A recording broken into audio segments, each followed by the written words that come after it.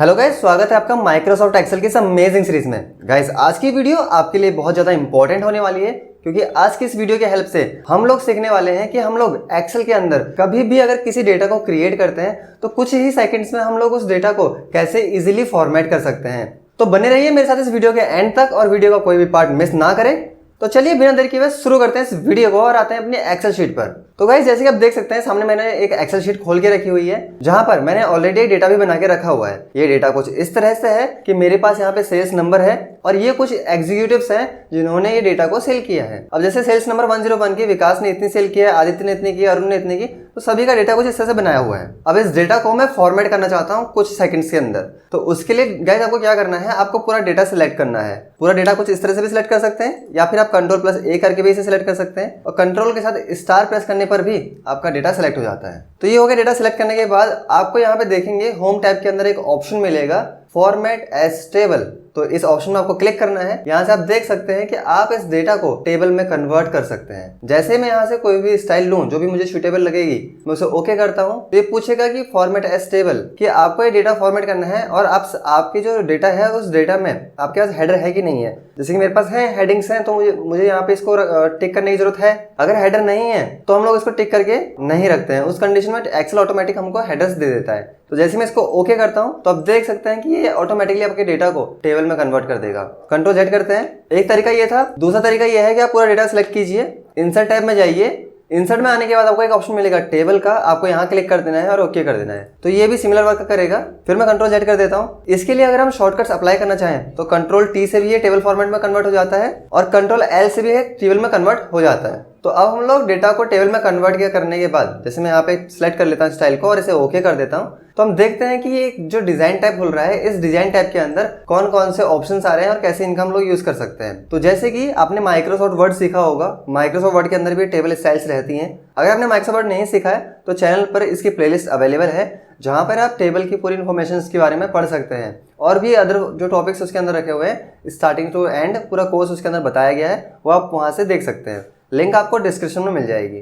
तो यहाँ पे अभी देखिए कि मेरे पास टेबल बनी हुई है। इस टेबल को मुझे किस तरह से फॉर्मेट करना है। देखिए यहाँ पे डिफरेंट टाइप के फॉर्मेट्स आ रहे हैं, तो मैं कोई भी एक फॉर्मेट यहाँ से चूज कर सकता हूँ जो मुझे सूटेबल लगेगा। अब वो लेने के बाद आप यहाँ पे देख सकते हैं कि जो भी हमारी टेबल स्टाइल है वो इन ऑप्शंस पर डिपेंड करती है। पहले आप देखिए यहाँ पे लिखा रहा है हेडर रो, जहाँ पे आपकी हेडर रो में अलग कलर आ रहा है, वो आपको अलग दिख रही है। अगर मैं यहाँ से इसको अनचेक कर दूं तो आपकी हेडर रो यहाँ से हाइड हो जाएगी। अगेन मैं इस पे क्लिक करता हूँ। अभी आप देख सकते हैं कि आपके हर हेडर रो पे एक फिल्टर का साइन बन के आ रहा है। अगर आपको एक फिल्टर का साइन यूज करना हो तो आप इसे यूज कर सकते हैं। फिल्टर का यूज करना उसके लिए इजी है जो फिल्टर सीख चुका है। हमने अभी फिल्टर नहीं सीखा है इस कोर्स के अंदर, तो फिल्टर के बारे में भी हम आगे पढ़ेंगे। तो फिलहाल के लिए ये ऑप्शन है कि फिल्टर का बटन आप यूज कर सकते हैं, बट अगर आपको ये नहीं रखना है तो आप यहाँ से इसको हाइड कर सकते हैं। यहाँ पे है फर्स्ट कॉलम का ऑप्शन, जहाँ में अगर मैं क्लिक करूँ तो आपके फर्स्ट कॉलम में भी फॉर्मेटिंग अप्लाई हो जाएगी।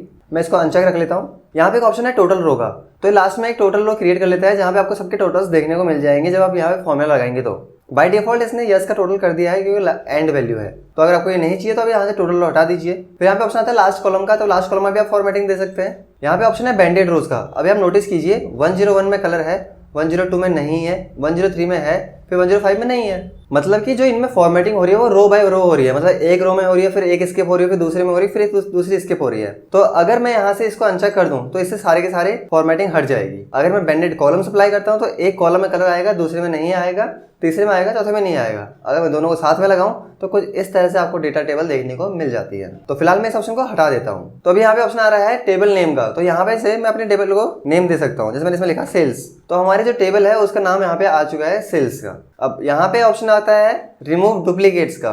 देखिए रिमूव डुप्लीकेट का यूज कब किया जाता है, उसके लिए मैं यहाँ पे कुछ वैल्यू लिख लेता हूँ या फिर कुछ डेटा बना लेता हूँ।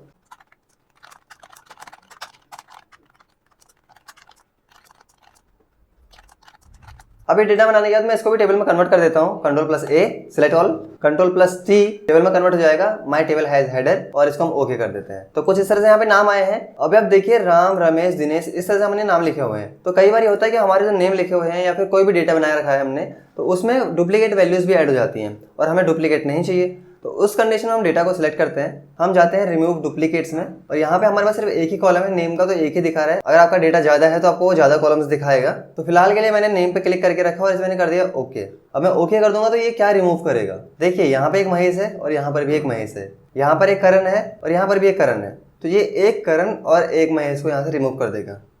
देखिए क्या दिखा रहा है कि 2 इसको डुप्लीकेट मिले, ये इसने उनको रिमूव कर दिया, बाकी 10 यूनिक हैं वो अभी भी इसमें बाकी हैं। तो इसे मैं कर देता हूँ ओके। तो कुछ इस तरह से हमारा डेटा हमारे पास रिमेनिंग रहेगा। तो जो मैं आपसे कह रहा था कि रिमूव डुप्लीकेट से सिंगल के लिए हमने किया हुआ है, अगर हम लोग इस डेटा पर देखें तो रिमूव डुप्लीकेट्स करने पर आपको सब देखने को यहाँ पे मिल जाएंगे कि सेल्स नंबर है विकास, आदित्य, अरुण, लकी, तिलक। तो आपको किसका डेटा देखना है, तो मैंने यहाँ से क्या किया, अनसेलेक्ट ऑल कर दिया। पहले अनसेलेक्ट ऑन करने के बाद मैंने क्या कहा कि विकास ने कोई डुप्लीकेट सेल की है, अगर ओके करेंगे तो नहीं की हुई है, क्योंकि रैंडम नंबर्स हैं, ये सेल्स है जो कि अलग अलग तरीके से हो सकती है और इस पर उसका यूज़ करने का कोई बेनिफिट भी नहीं होता। और इसमें अगला ऑप्शन है इंसर्ट स्लाइसर का। तो अगर मैं इस पर क्लिक करता हूँ तो यहाँ पर हमारा एक स्लाइसर इंसर्ट हो जाएगा। मतलब ये भी एक तरह से फिल्टर का ही काम करता है। इसके बारे में भी डिटेल टॉपिक मिलेगा आपको। अभी मैंने जैसे नॉर्मली यहाँ पे विकास की सेल देखनी चाहिए, तो मैंने विकास पे क्लिक किया और इसको ओके अप्लाई कर दिया। तो यहाँ पर एक विकास की सेल हमारे पास आ जाएगी कि विकास की पहली डेट की सेल ये है, कि विकास की 101 की सेल ये है, 102 की सेल ये है। तो इस तरह से हमको देखने को मिल जाता है। अगर मैं किसी एक पे क्लिक करता हूँ तो विकास की सिर्फ वही सेल रह जाएगी, या बाकियों के भी कह सकते हैं कि वही सेल रह जाएगी। अगर मुझे मल्टीपल सेलेक्ट करने होते हैं तो हम यहाँ इस ऑप्शन पे क्लिक करते हैं, तो जिस जिस सेल पे हम क्लिक करेंगे विकास की वो सेल दिखती रहेगी और साथ में जो और डेटा है बाकी वो शो होते रहेगा। तो ये एक तरीके से हम इसका यूज़ कर सकते हैं। तो फिलहाल मैं यहाँ से इसको कैंसिल कर देता हूँ और ये आपका स्लाइसर इस तरह से वर्क करेगा। अब क्या है कि मैं इसमें काम करता हूँ, मैंने यहाँ पे लिखा टोटल लिखने के बाद आप देख सकते हैं कि इसने ऑटोमेटिकली यहाँ पे फॉर्मेट दे दिया है। तो ये क्या करता है कि फॉर्मेट हो, फॉर्मूला हो, कोई भी हो, जब तक आप टेबल फॉर्मेट में काम कर रहे हैं तब तक ये फॉर्मेटिंग और फॉर्मूला दोनों को कॉपी करते रहता है। अब जैसे कि मैं यहाँ पे कोई फॉर्मूला लगाऊं, मैंने यहाँ लगाया is equal to sum SUM और मैंने यहाँ पे टाइप किया तो ये फॉर्मूला स्टार्ट हो गया। उसके बाद मैंने यहाँ पे सारे नंबर सेलेक्ट कर लिए कि विकास, आदित्य, अरुण, लकी, तिलक, यश, इन सब का 101 में कितना सेल है। और मैं यहाँ पे जैसे ब्रैकेट को क्लोज करके एंटर प्रेस करता हूँ तो सभी की सेल एक बार में निकल जाएगी।